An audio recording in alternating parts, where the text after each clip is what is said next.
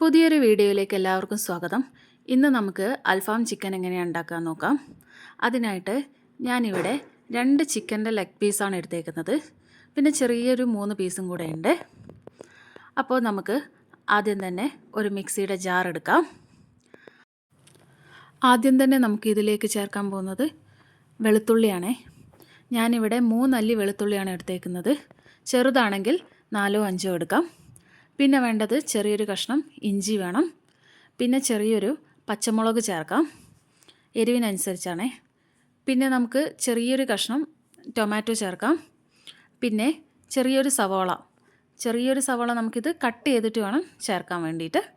അതും കൂടെ ചേർത്ത് കൊടുക്കാം.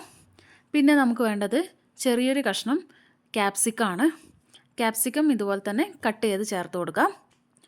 പിന്നെ നമുക്ക് ഒരു പിടി മല്ലിയില വേണം, അതും കൂടെ ഇതിലോട്ടേക്ക് ചേർത്ത് കൊടുക്കാം. പിന്നെ 5-6 മണി കുരുമുളക് ഇട്ട് കൊടുക്കാം. അത് കഴിഞ്ഞ് നമുക്ക് വേണ്ടത് ഒരു 1/4 ടീസ്പൂൺ നല്ല ജീരകമാണ്. അതുപോലെ തന്നെ 1/4 ടീസ്പൂൺ പെരുജീരകം. പിന്നെ നമുക്കിതിലേക്ക് ചേർക്കാൻ പോകുന്നത് ഒരു 1/4 ടീസ്പൂണിലും താഴെ മതി ഗരം മസാലയാണ്. കുറച്ച് ഗരം മസാല അതും കൂടെ ചേർത്ത് കൊടുക്കാം. പിന്നെ നമുക്ക് ആവശ്യം അല്പം മഞ്ഞൾപ്പൊടി, അതും 1/4 ടീസ്പൂണിൽ താഴെ മതി.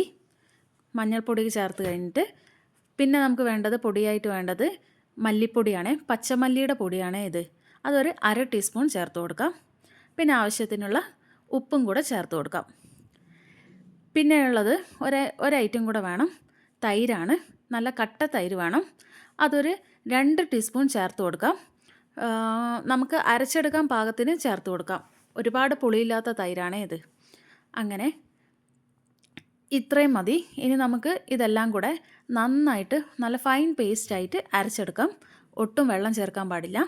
തൈര് ചേർത്തിട്ട് നന്നായിട്ട് അരച്ചെടുക്കാം. ഇനി ഈ മസാല നമുക്ക് ചിക്കനിലോട്ടേക്ക് നന്നായിട്ട് മിക്സ് ചെയ്ത് കൊടുക്കാം. ഏറ്റവും കുറഞ്ഞത് അരമണിക്കൂറെങ്കിലും നിങ്ങൾ ഇതുപോലെ റെസ്റ്റ് ചെയ്യാൻ വെക്കണം. നന്നായിട്ട് പിടിക്കണം, ഈ മസാല ചിക്കനിലോട്ടേക്ക് നന്നായിട്ട് പിടിക്കണം.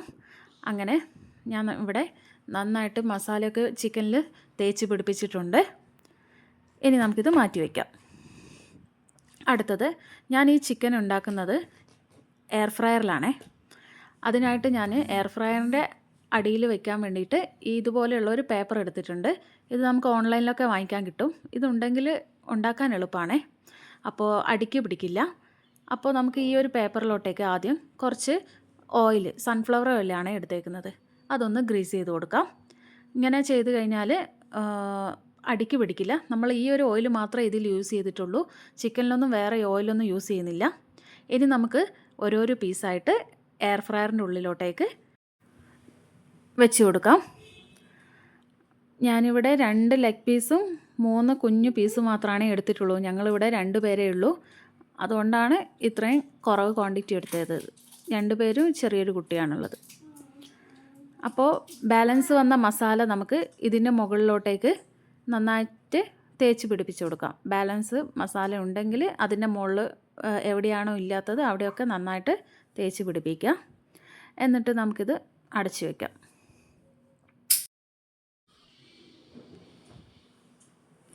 ഞാനിവിടെ 200 ഡിഗ്രിയിൽ ഒരു 15 മിനിറ്റ്സാണ് സെറ്റ് ചെയ്ത് വയ്ക്കുന്നത്. ഇവിടുത്തെ ചിക്കൻ വേവാൻ കുറച്ച് സമയം എടുക്കും.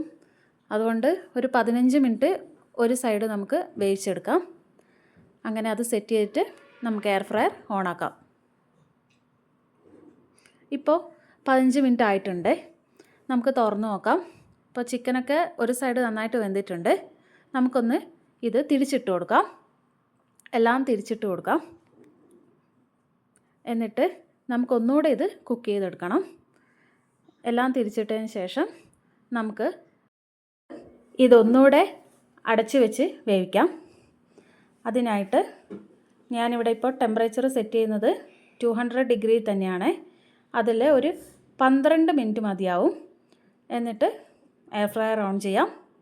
എന്നിട്ട് ഒന്നുകൂടെ നന്നായിട്ട് വേവിച്ചെടുക്കാം. അപ്പോൾ നമ്മുടെ അൽഫാം ചിക്കൻ ഇവിടെ റെഡി ആയിട്ടുണ്ട്.